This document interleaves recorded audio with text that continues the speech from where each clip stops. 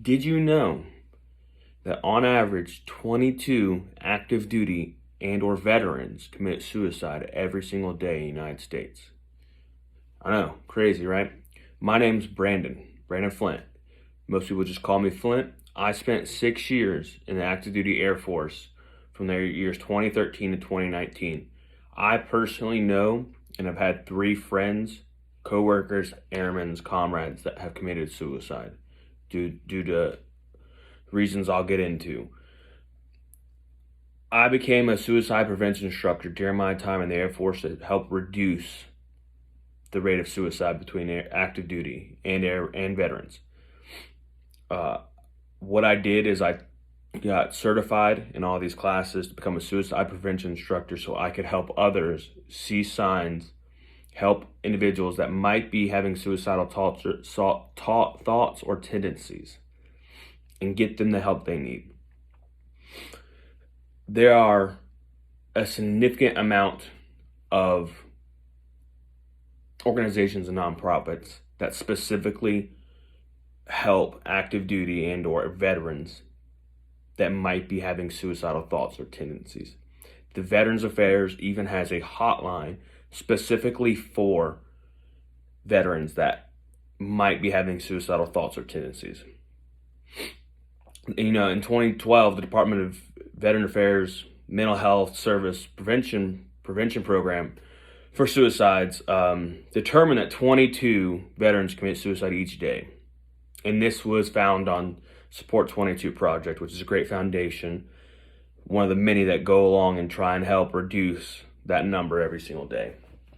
Now, there's a lot of reasons why veterans or active duty are committing suicide.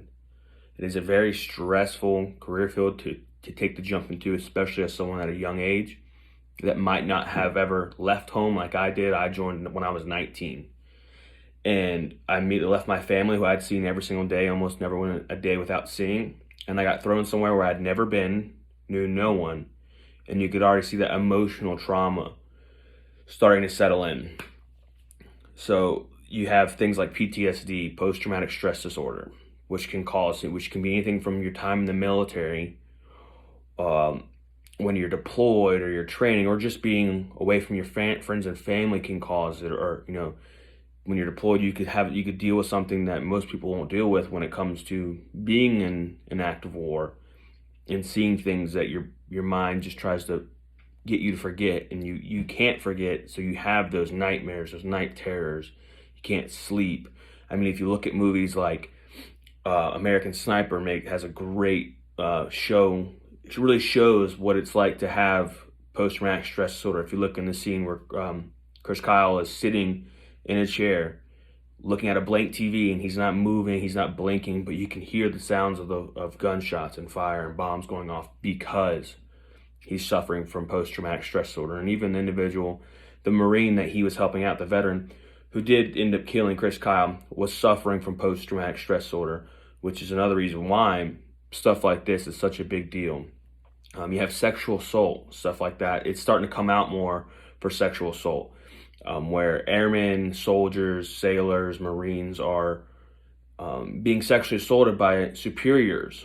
You didn't hear about it much back in the day, but now with how technology is, and you have your phone, it's really easy to sit there and show how bad it can be. I mean, I can name 2 to 3 in the past couple of years. Specialist Gonzalez, I think it was at Fort Hood, who suffered a sexual assault and then was killed by a fellow soldier. Now that instance is a little different, but she suffered from sexual assault. And there's been plenty of that have suffered from sexual assault, which can also cause the post-traumatic stress disorder, which can also make you have suicidal thoughts or tendencies.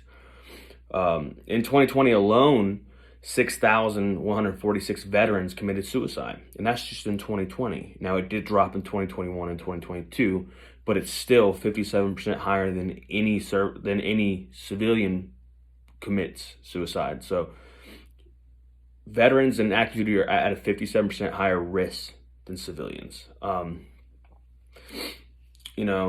There was, like I said, there's some organizations out there that really help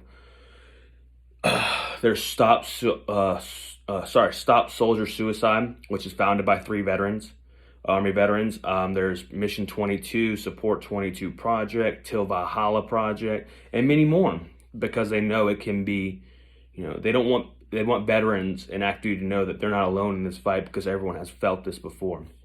Um, I I chose this topic because it is a very big issue, and I know it can be something that not a lot of people think of. And I really do appreciate y'all for sitting here listening to me and talk about this, something that's so near and dear to my heart.